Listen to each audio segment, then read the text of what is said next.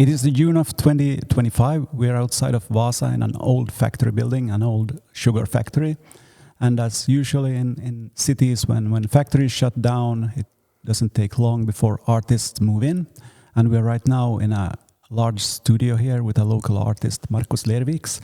And behind me, we can see a large printout tapestry that looks like a 70s old picture of a tropical beach. And I think this is part of his next artwork or exhibition. And we can also see parts of wood structures or sculptures that he's building in this room. I am Joakim Jukki Finnholm. This is the Invisible Cities podcast. And with me I have got... my name is Anneli Holmström.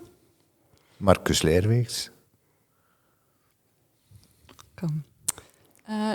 So as Jukki said, we are now in Sockerfabriken, in this like a lovely big studio of Marcus Lerviks.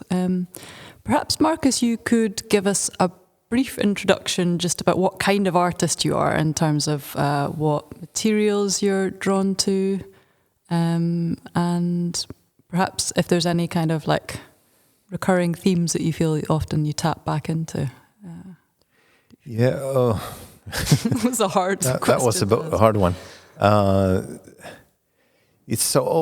Usually it's kind of based on the idea of the theme itself within the artwork. So that's kind of the starting point, and I never had a material that is drawings is something I go back to.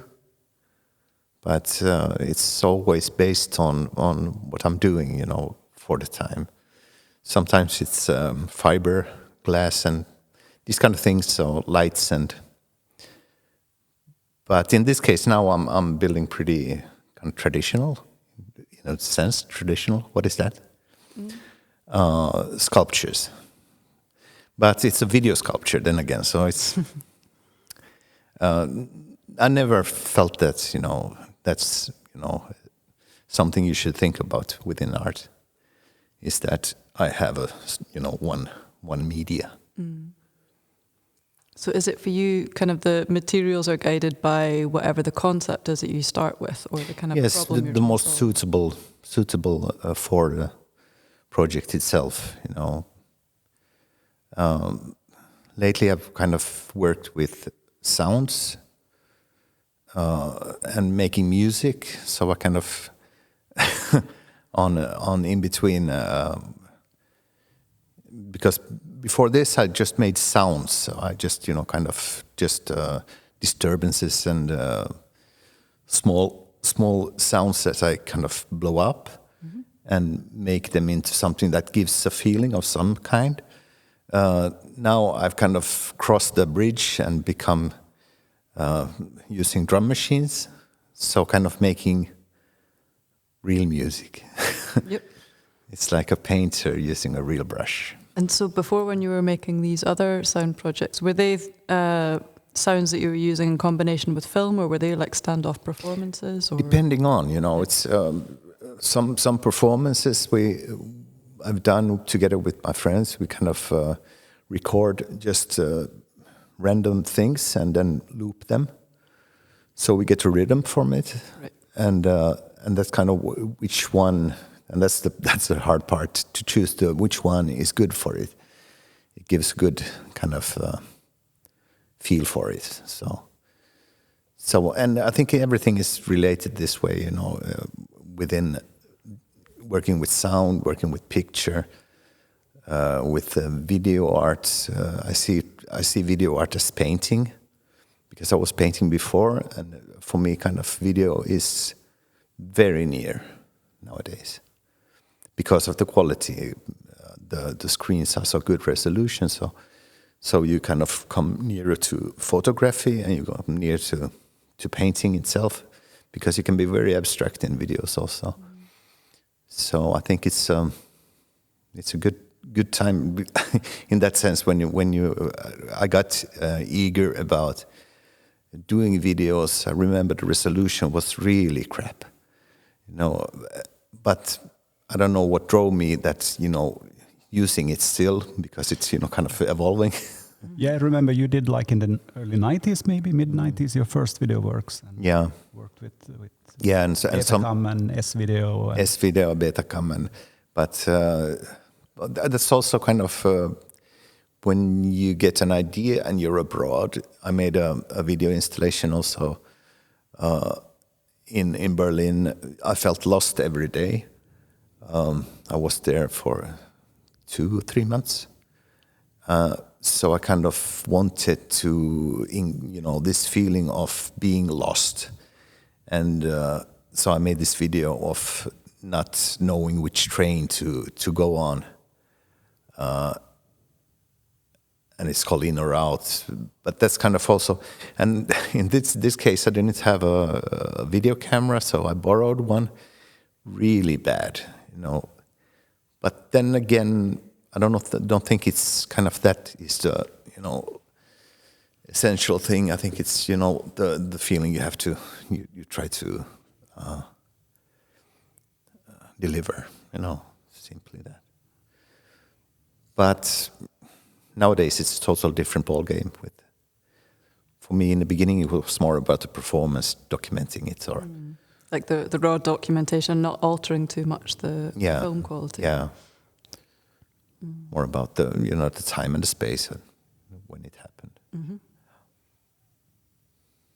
So do you think that changes happened with technology changing, that there's more? Yes, of course, and you can just looking into details, and details within painting, you always have the details, and that's a really nice thing. But nowadays, so I'm working much with microscope filming now. So these details that you get, never seen this kind of macro cosmos, actually real. And then you have and you see this kind of these small microbes. Mm-hmm. And when a bigger one comes, heats up the smaller one, and you go lens by lens up, and you see the same thing happening. Pretty much the world today. What are you doing with this footage? Is this something that you're working on? Yes, in this piece that with the wall, it's kind of that's the theme. Theme is technological nature. That is a new term that they have kind of developed. This that you learn everything from made up digital, not filming at all in nature. So people learn in schools just from digital, kind of from made up. And then I want to relate this work with the 70s, when this fake nature with the walls and with the fake panels and like these photograph sonographies, yes, of a landscape. And then also with simple tools. Today's simple tools film these small creatures. So it's kind of a game within between these. You have in the video, you have the sound from this professor who talks about this, and so you kind of get led into what he's saying about it. But with the music, then again, it kind of evolves into something different, hopefully. Yeah, and also I see a connection with all this kind of teaching with fake things to today's world with AI, that we get more and more AI-produced pictures and video also. Yeah, yeah. And the quality of the videos now are scary. It is. And you don't know what to believe in. Yeah. So you can kind of fooled all the time. Yeah. Especially the older generation. When my parents, they say that they saw this picture, but who can trust a picture? No. Yeah. So in good and in bad, it's good with the technology, but there's also a risk, of course. A risk of? Well, I made this one record. It's called Just AI, from different point of views. People dealing with the reality of AI, and you have some people who older people who kind of feel that they are fooled all the time. They are, kind of lurade. What's that? Cheated or cheated? Yes, yeah. And then you have the younger generation who praise the new AI music and they try to challenge the program to do something impossible. Like today's videos also that it's based on one idea, that doing it bad is good. So it's a play with this, but all these different AI, the artist also, the musician that asks the program if it's okay for me to use it and put it in my name.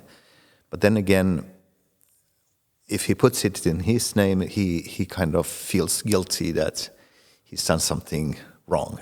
Mm-hmm. But he's written the lyrics, so he's done something right in it. But then again, you are in between. So I think it's that's my personal. I think that it's going to be within creative. It's going to be kind of a change in it, and people boycott it. They just want to leave it, and I think we're going back again to. Yeah, and then it's the technology is evolving, but also our relationship with the technology. I mean, it's a tool. And we need to find good ways of using it also. Yes, yeah. And we are not there yet. We are finding out. And yeah. Also the artist, it's some artists are claiming that this is their artwork, even though they have just given guidelines of what they want to have.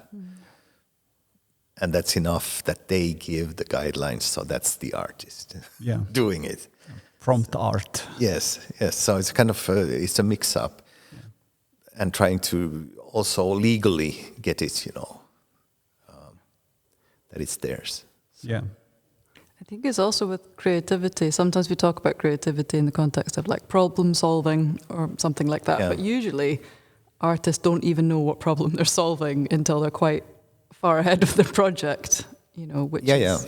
And also the process of making art is kind of you have an idea. Everyone works in a different way, as we are different. But you have an idea of something, but along the way so many things happen that you kind of have to make the compromises. But if you feel good with it, it's not a compromise. Yeah. It's something that, this has given a new way of thinking about it also. Yeah, like the conditions of where the artwork's made. I mean, like in a life, things can happen outside of in your life that affect the art that you make, or even just restrictions to materials. Yeah, of course, all of these things are part of like what builds the artwork too, isn't it? So it's and they're quite material things often. Physical. Often this also, but also the idea kind of, because you, as you work on something, you kind of notice that you're not alone in this kind of way of thinking, and then you also, with sounds and music, you notice that people are actually thinking about it, these problems, and then you have an idea that you want to make it this way, but many times it changes totally. I always want to find the kind of the humorous side to it. That gives a spark. I don't know. Yeah, and with making music, if I go back some years ago, then there was lots of challenges. Even if I had an idea that I would like it to be like this, but I didn't have the tools or knowledge, then I have to find out to try to make it. But in that journey trying to make it, I might come up with something that was interesting that I didn't know from before. Yes. And maybe it turns around the whole way. Yeah. Okay, I think we are so different. Some people are really they have it planned. The painters, everything is so planned. But I think, there's a risk in it also. Because and that's why I moved away a little bit from filmmaking, because in filmmaking you have to plan everything from the beginning. Yes, and then just execute that plan, and that to me feels very rigid, and I lose something in that. I want the process. I want to explore. I want to see where it leads and what can come out of this making thing. Yeah. But I think also artists can get quite attached to the original plan, to the point where it can kind of like to the point you're totally blind. Yeah, Then you need to have a good friend who exactly who says that why don't you do it just simply? Do you have a good friend that you talk to about? Yeah, of course. It's really, sometimes it's really, you're so set on it has to be like this, but why don't you just make it more simple? And then usually it works better. Do you invite that kind of feedback in when you're stuck? Do you contact someone or? Usually then I talk to, but it's depending. Because we haven't discussed, but you obviously work with an artist collective called FinnFemFel. Yeah. Are some of those artists people that you? Yes. And they are these. We always felt that it's kind of as a band. I make the videos and Oscar makes the photos. Albert is kind of the all in all contact person. So we kind of so we have our own role. So it's like a band. I play the bass, and these projects are a typical example of this, how work can change.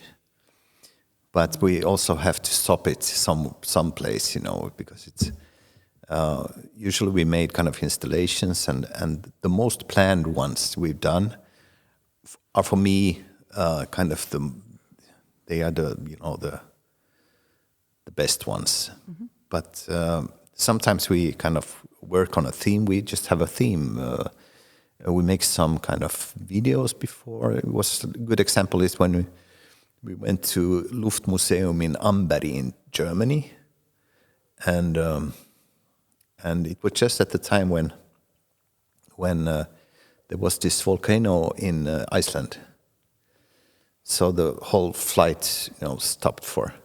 So we had a friend who was there, and he collected ashes.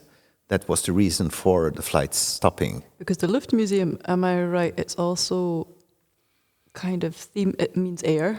Air. So it's yes. kind of themed on. There's lots of like old plane models and things like that. In the no, museum. it's an artist who was in Freie Klasse München. Wilhelm Koch. He started.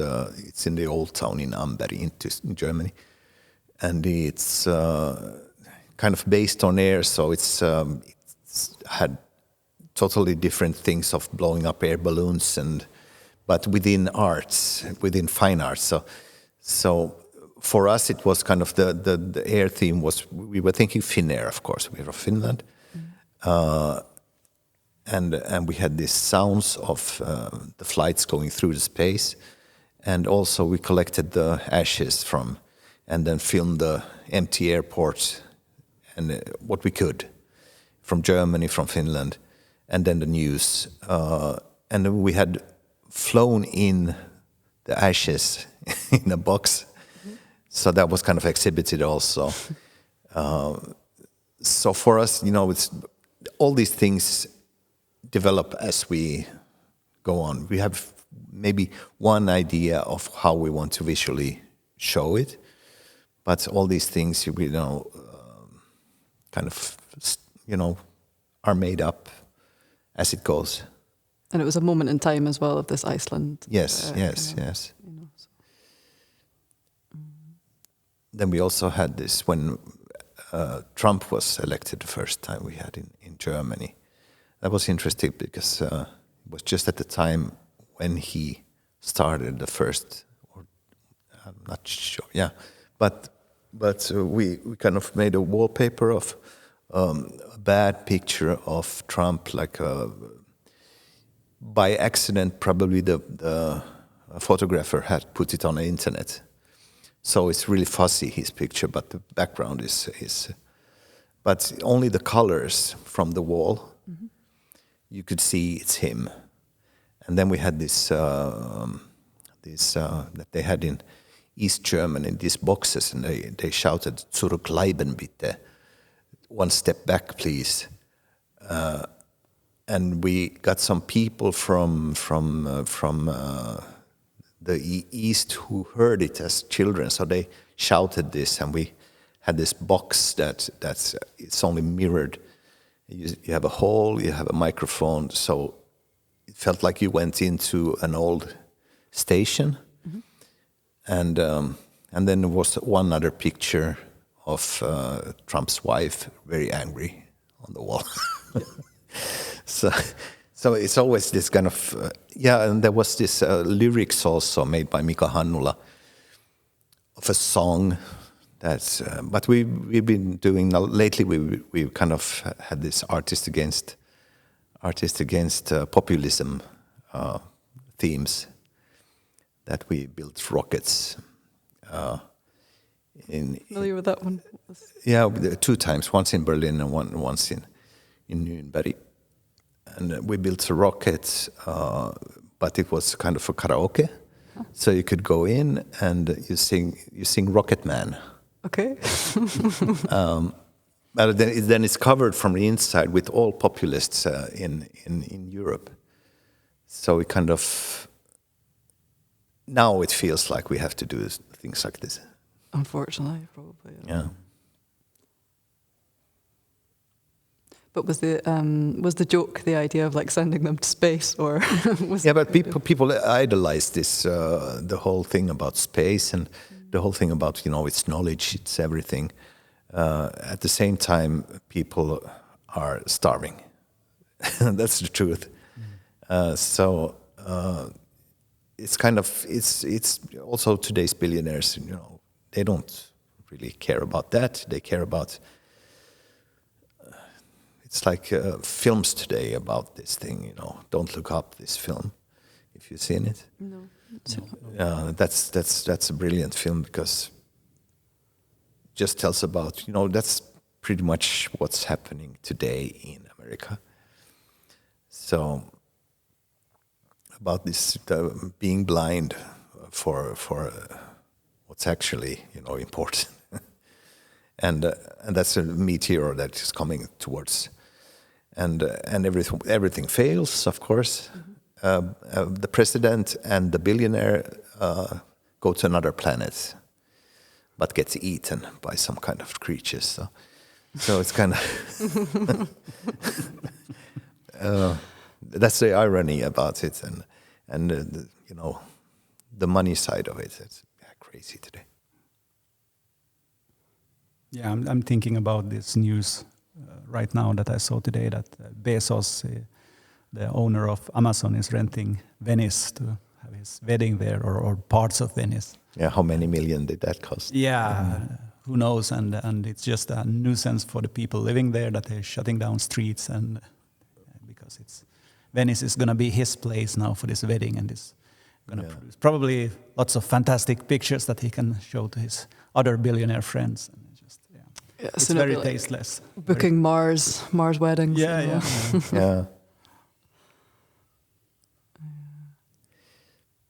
Yeah, strange times we're living in. Yeah, but in a way, it's you have to. I don't know. For me, it's kind of working on these themes. Kind of, I feel kind of I've done something because I have kind of have an opinion on it, but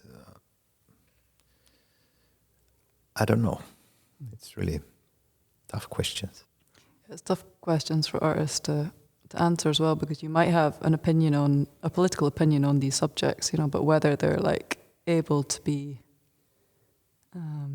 translated in the work that you make, I'm not sure that that's always like a choice that's available to artists. To what extent do you think you choose the work you make? It's really tricky, because within you also want the artwork to be without time, so you can, and it's really hard to draw the line where to be too obvious. Showing war pictures and this kind of that's not. Why do you think that's not effective, or do you think it's not effective as a political? Because you see it all the time in the TV, maybe to question the thinking, how people are thinking about these questions and how the billionaires are thinking. That's kind of for me more.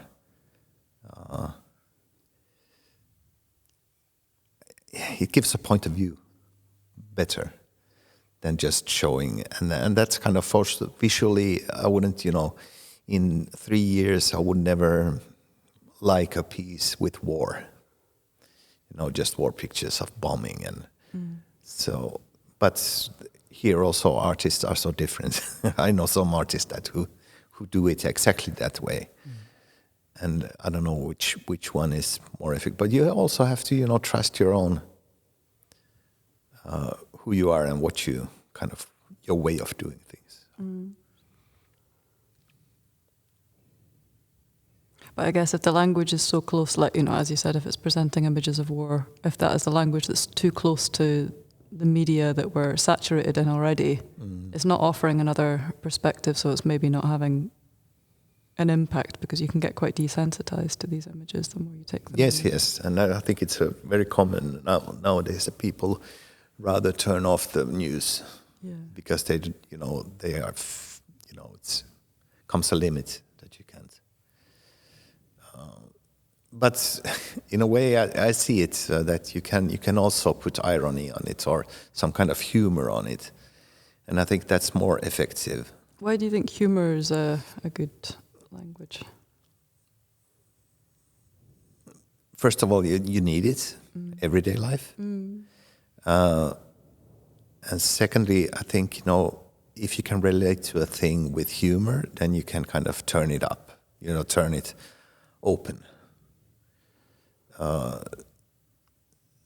But okay, it's not this kind of slap joke humor, but within a picture, within colors, you can exaggerate and do kind of drastic things to the image that maybe it's more humorous to see it this way. It's a very hard question because I don't have anything in mind that would be like that. The reason I'm thinking this because I was talking to a friend about this, why humor is kind of important, and I think in some ways, if you don't take yourself too seriously, it's also a sign of someone that's able to critically reflect on their own behavior too, in a way. You know? And I think humor and art can be a way of sort of not taking yourself too earnestly, perhaps. It can be. It can also be obviously a way of dealing with quite difficult topics. If you're able to laugh at things that are difficult, it also opens the space to discuss them too, rather than shy away from them. Yeah.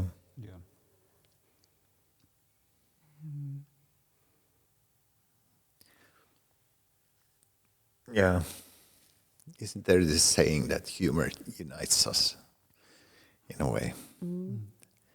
But then again, humor can also be kind of just as a statement. Also, it doesn't have to be that you laugh at it. It's just, it's good that somebody gives this point of view also. That isn't, turns it a bit brighter. Yeah, that's a good point. I think. I'm thinking about in the Monty Python Meaning of Life, the end song with always look on the bright side of life. Life's a piece of shit when you look at it. That's true. But that's taking something that looks, it may be bad at times, but you can find the humor in it and you can see the good things. Yeah. Also. But it's a really tricky subject. Yeah. I remember when we were first time with FinnFemFel, it was in 1998 in Munich, and there were these artist groups, and the whole thing was about talking about working within an artist group and kind of who is the biggest ego in the group and how does it work. And then this who organized it, Freie Klasse München, they usually they have humor in their work. Also, from the north, there was a group from near to Berlin. Also used humor. He was Batman, I think. He was, but there was totally different humor, so they couldn't meet at all. Okay. So one was dry, one was, So it was really hard to. I remember the dinner after Simo, who was part of the group, and we went to a fine restaurant. He ordered the food, and this from the North group, this from North Germany. He said that, "What did you take?" Simo said, "I took the fast food." No, this did not. I took the rabbit. and he said that no, this is a good restaurant. There's no fast food here. So he didn't get the joke. But at the same time, we saw the Munich group laughing there on the other side. So within Germany, even they have their own. They have totally different humor. Yeah, regional German humor. So it's very hard to use it. Yeah, in a good way. One other area we haven't talked about is your work with curating and also collaborating with other artists to produce like exhibition projects. For example, Offside, which took place last year. I wonder if you could maybe talk a little bit about well, it started when I moved from Helsinki 2001 to Vaasa and was part of starting up this platform. And we were eager to just have some happenings, and then we started talking about the performance festival, and this way kind of I've got the contacts for starting, and now we're doing an Offside, but we did the Mope Festival, Movement to Performance Festival, I think 4 times, and lots of happenings in between, Platform Live, and so. Working with the artists, that's kind of, it depends on how you treat them. Yeah. And that's, it's also tricky, but because some exhibitions have a different way of doing things, and I was just in Dresden on an international art fair. Showing, and that's kind of gave a strange feeling because it's kind of the curators were really put high and not revealed to the public even who is exhibiting. And when I came there, it was over 100 artists. When I came there, I came 2 hours before, and they said that they would take care of everything, and they didn't let me in.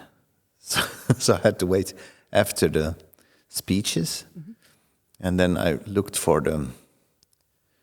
Let's say the works were presented. They wrote me an email that exactly the same way as I put the picture, but this is kind of I swallowed my prideness and took a beer, it's shown now. It's going on. So it's, but then again, it's.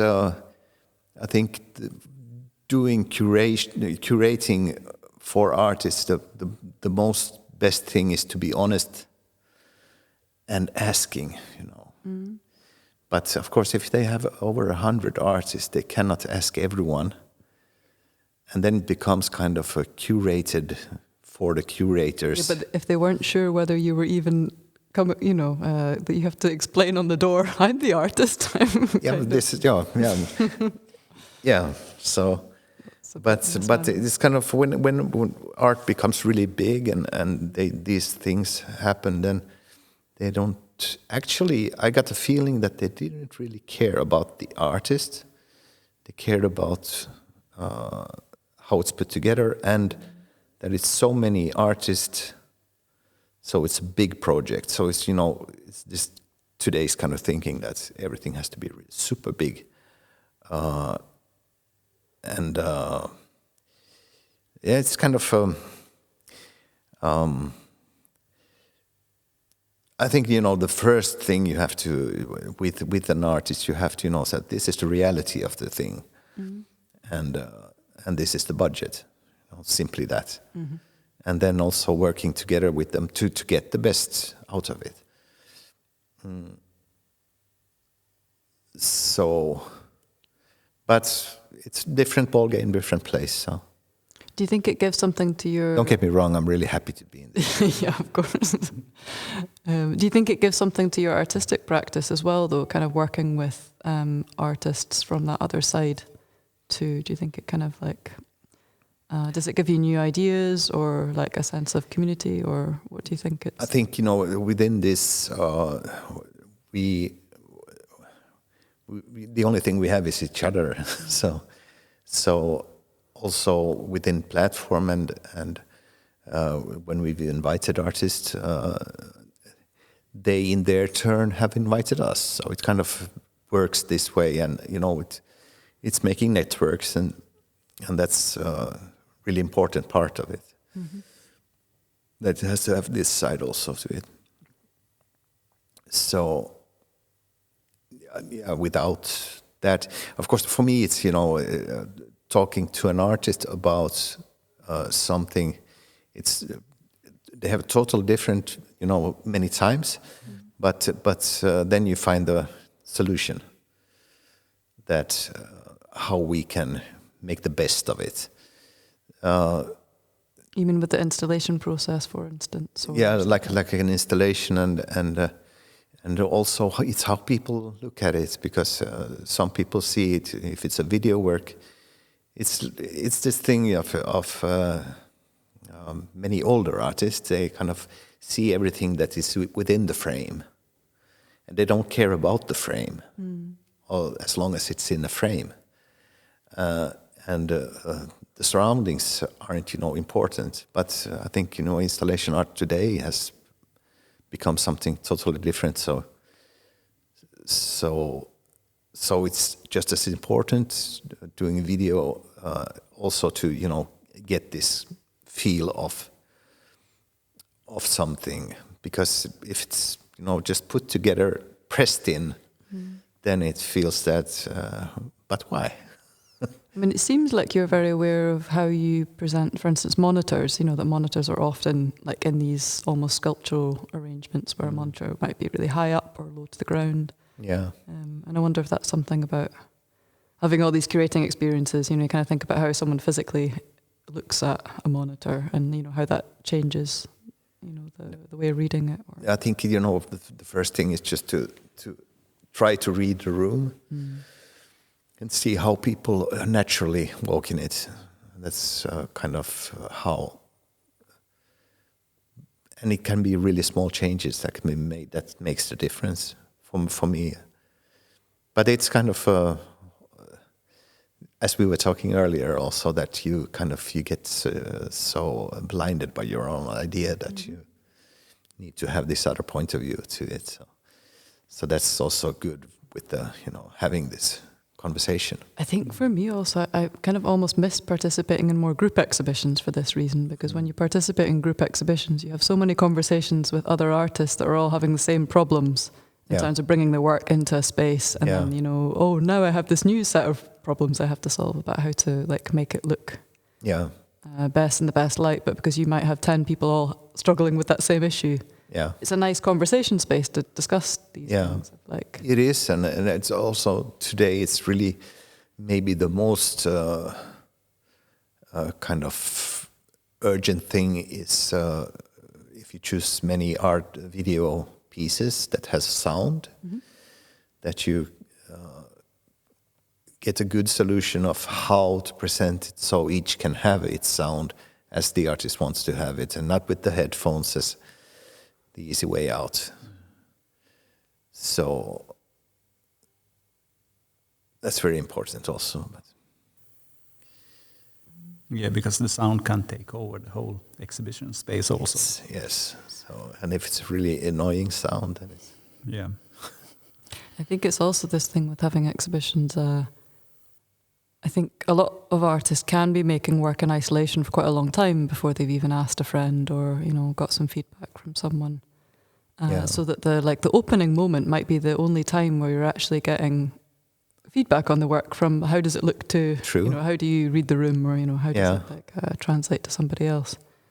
And I think those conversations can be like really valuable, but sometimes it's a shame that they only happen once the work has been made at the end. True, yes. Point, you know. Yeah. And also the Finns aren't famous for talking that much. So I remember I was in Muary and they organized one weekend, so I stayed some extra days. And they had this Meet the Artist happening or theme. And I wasn't supposed to kind of present myself or something, just being there. And the people were just looking strangely at me. You know, so, but that's a totally different ball game. If you have in it somewhere middle Europe, people actually want to talk and really want to, you know, why, you know, a question, why do you do it like that, you know? That's much better than nothing. Yeah. You know, so you can discuss the thing. So it's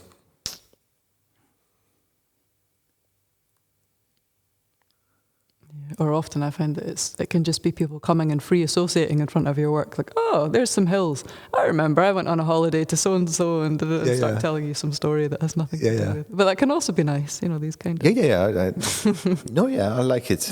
I like it. It's but also I had this thing here outside of Vaasa. It was for 7 years. It was rolling this video thing in the Smesby, the library, and there were two guys coming with the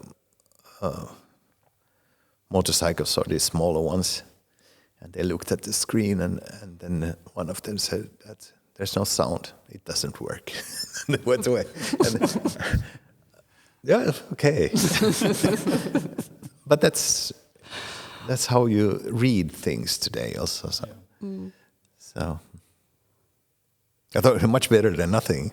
Yeah, no, exactly. It has some kind of reaction. You can't plan what that is, though, you know. Yeah. Yeah. Yeah, so when we arrived, Marcus, we went into, obviously the studio has like a couple of different spaces in it, but I noticed that you also have almost like a music studio set up, in the sense that you go into that room and there's a laptop set there. And you mentioned that you've kind of shifting now into making themed albums, if I've understood right. Maybe you could tell us a little bit more about that. Yeah, it started from a video installation because I haven't worked before that much. Kind of, I didn't dare to kind of enter the music world. So because I kind of felt more safe within, you know, visual arts. But then again, they go together. And if you look at film, that's really important part of it, the soundscapes, and that's what I've also been doing, the soundscapes for the videos. But in this installation that hasn't been shown yet, but it's about conspiracy theories that I talked about earlier. And then I kind of put everything or what I found on the internet, for people talking about this problem and how people want to prove that the world is flat, and with evidence, and then also connecting it to a preacher who talks about the only real thing is God. So kind of they connect these things together in a way that's because they're talking about the same thing. They're talking about the conspiracies and they're talking about who is the savior. It feels like a story. But to this, because it's a longer one. It's a half an hour. So I made kind of 4 songs. Or my son helped me out, also doing the starting thing, and mixed on top of. I can tell you about the video that these keywords of what they are saying are falling down in the pictures. Okay. So they kind of build a full of words in the end. And this way of working came really natural. So now I've made 2 records, one on the theme of AI and one on the theme of space travel. That came today out on Spotify. They can listen. Yeah. So, but it was a natural thing, and it feels really fun. That's how my nights are occupied with. And how are you finding these? Because like part of or at least the space album that we listened to, you've been taking samples of interviews from whether it's scientists or if it's pop cultural references from like sci-fi films. And like, how's your search been going, and where have you been getting the? Yeah, it depends on the song, because first I make the song, and then the feel of the song that is if it's very prog. Then it can go into a sci-fi new film, like Breathe, this film. So one is about this film also, that he's kind of lost on a start, or he wakes up too early, so he has 90 years to go until he comes to. And I have a sample there where he sends a message to Earth, and it takes. You'll be waiting for a reply in 55 years. So kind of everything is this. But the song itself had this beat that is kind of prog thing. But then the song turns into but you have to listen. So it depends on the song, and then the theme comes afterwards. I have one also that is really kind of light pop music, but it's and that is about Elon Musk. Yeah. So like the kind of like a sonic aesthetic, you layer something on top that like fits. Yes, and then if I look at a YouTube video or something, a podcast or something, listen to it, and what they are saying. Maybe somebody samples my words now. It's recycled. It's recycled, but so this gives I think, but that's today's melody also. You can use, but within music, it's really sometimes they are a bit picky. But if you choose to put out a video on YouTube, then you take this chance, I think. This is my thinking. Correct me if I'm wrong. So. No, absolutely. You have to put it out and take this chance. And hopefully lots of people will listen to it. By the way, what's it called, the album? 10% Closer. Okay. Yes. Released today. Yeah. Yes. By coincidence. Yes. Okay, thank you very much for letting us into your studio and having this talk. Thank you. Anything else you want to say, Anneli? Thank you. Me happy. This was the Invisible Cities podcast. My name is Joakim Jocke Finnholm. Thank you for listening.